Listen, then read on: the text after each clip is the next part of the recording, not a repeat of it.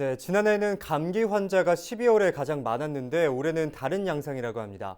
코로나19 발생 이후 역설적이게도 질병 발생이 감소했다는 관측도 나오고 있는데요. 가톨릭대학교 의정부 성모병원 주상현 가정의학과 교수와 연결해서 자세한 이야기 나눠보죠. 교수님 안녕하십니까? 네, 안녕하세요. 반갑습니다.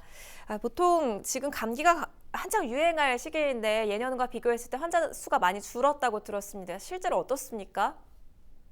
아마 코로나 코비드-19로 인해서 마스크 착용이라든지 마스크 착용을 생활화하시고 그다음에 손 씻기를 이제 또 생활에서 많이 하시다 보니까 오히려 이제 감기 바이러스로 인해서 생기는 증상들이 좀 줄지 않았나. 이게 첫 번째로 생각되는 부분이고요.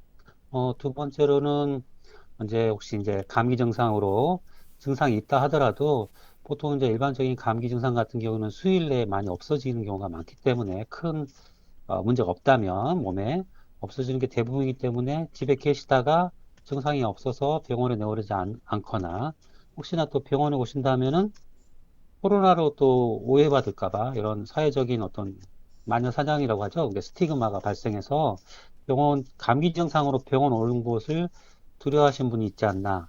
오히려 일반적인 뭐 큰 병에 일반 만성질환이 없는 분인 경우에는 오히려 일반 단순 감기로는 진료 보는 그런 일들이 좀 줄어들지 않았나 이렇게 생각됩니다. 아무래도 시국이 시국인지라 감기에 걸린 건데도 코로나19에 걸린 것은 아닌지 걱정이 크다는 목소리도 있습니다. 감기와 코로나19를 어떻게 구별할 수 있을까요? 코로나19의 증상은 이제 감기 증상과 비슷하거나 그냥 무증상인 경우도 있죠. 그리고 뭐 요즘에 알려진 바로는 뭐 특이하게 코로나만의 그 특이한 증상을 그 케이스 레포트, 그러니까 환자 사례로 발표한 경우가 있는데 그것 중에 하나가 그 냄새를 못 맡는 경우, 그게 이제 뭐 코로나 바이러스가 그 안지오텐신 그 이 수용체에 결합해서 작용하기 때문에 우리 코에도 안지오텐신 그 수용체가 많이 있기 때문에 이런 증상이 또 특이한 증상을 보고한 경우도 있죠. 하지만은 그 일반적인 이제 증상이 비슷하기 때문에 인후통이라든지 콧물, 또 발열, 기침이 있는 경우는 뭐 수일 내에 호전이 되지 않는다면 코로나 검사를 하는 것을 좀 고려해야겠고요. 또 하나 걱정되는 부분이 스스로 감기라고 이제 진단을 하고 약을 복용하는 경우인데 이 감기약도 무턱대고 먹으면 안 된다고 하던데 어떻습니까?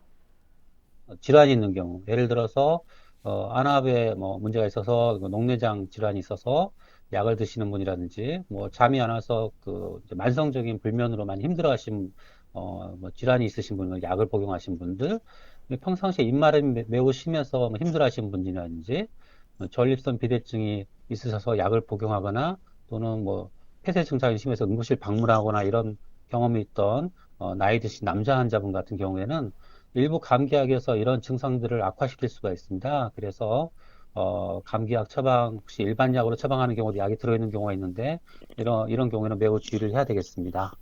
네, 일교차가 커지고 날씨가 추워진 만큼 감기에 걸리지 않는 것이 무엇보다 중요한 시점인 것 같습니다. 면역력을 높여야 할 것으로 보이는데요. 어떤 방법이 있을까요? 면역을 조절하는 기능이 너무 과하거나 너무 적은 경우에 문제가 되죠. 그래서 이런 조절하는 기능은 여러 가지 생활 습관이죠. 이제 긍정적인 생활 습관, 자기 몸에 맞는 섭식, 섭생 이런 행동과 관련이 있습니다. 그래서 이런 자기 긍정적인 생활 습관과 자기 몸에 맞는 섭식을 잘 하신다면은 면역에 긍정적으로 작용해서 예방하는 데 중요한 도움이 되겠습니다. 네, 그 어느 때보다 면역력 관리가 중요한 시점인데요. 말씀해주신 긍정적인 생활 습관 기억하겠습니다. 오늘 말씀은 여기까지 듣겠습니다. 네, 감사합니다. 네, 지금까지 주상현 가정의학과 교수였습니다.